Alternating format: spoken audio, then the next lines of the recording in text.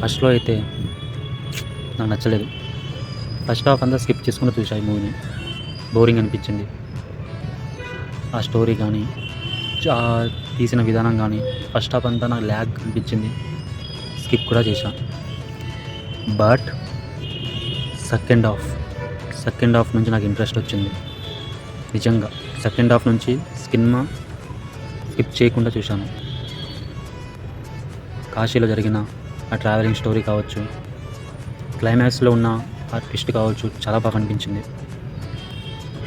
ఆ heroine character, నేను ఆ హీరోయిన్ క్యారెక్టర్ చూసి ఫస్ట్‌లో షాక్ అయ్యా. క్లైమాక్స్ చూసి ఇంకా పెద్ద షాక్ అయ్యా. ఫస్ట్ హాఫ్ చూడకపోయినా పర్లేదు, సెకండ్ హాఫ్ మాత్రం మెయిన్. ఎంత మంచి కథ రాసుకున్నా అంటే క్లైమాక్స్‌లో. 'కేర్ ఆఫ్ కంచరపాలెం' మూవీ చూసుంటారు మీరు చాలామంది.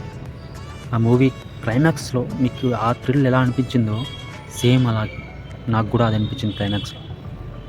చాలా బాగా రాశాడు కథ. లాస్ట్ 40 మినిట్స్ అయితే చాలా బాగా మంచి కథ రాశాడు.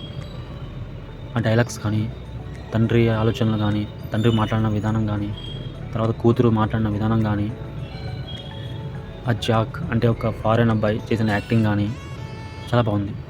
స్టోరీ, క్లైమాక్స్ బాగుంది. లాస్ట్ 40 మినిట్స్ కోసం సినిమా చూడొచ్చు.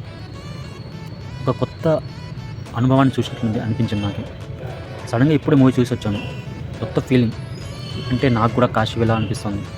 కాశీకి వెళ్ళి ఆ గంగలో నేను కూడా మునిగి, ఒకవేళ నేను పాపాలు చేసి ఉంటే ఆ పాపాలు కడుక్కుందామని నాకు ఉంది. నాకు కూడా కాశీకి వెళ్ళాలని ఉంది. అంత బాగుంది సినిమా. నేను చెప్పేది మొత్తం సినిమా గురించి కాదు, 40 మినిట్స్ మాత్రమే సినిమా బాగుంది. ఫస్ట్ హాఫ్ కూడా కొంచెం ఇంట్రెస్టింగ్‌గా తీసుంటే బాగుండేది. సో మీరు సినిమా చూడండి, పర్లేదు, బాగుంది, ఒకసారి చూడొచ్చు. కానీ థ్రిల్ ఫీల్ అవుతారు. లాస్ట్ సినిమా చూసిన తర్వాత ప్రశాంతంగా ఫీల్ అయ్యి కాశీకి వెళ్ళాలనే ఆలోచనలో మీ ఆలోచనలు ఉంటాయి అంతే.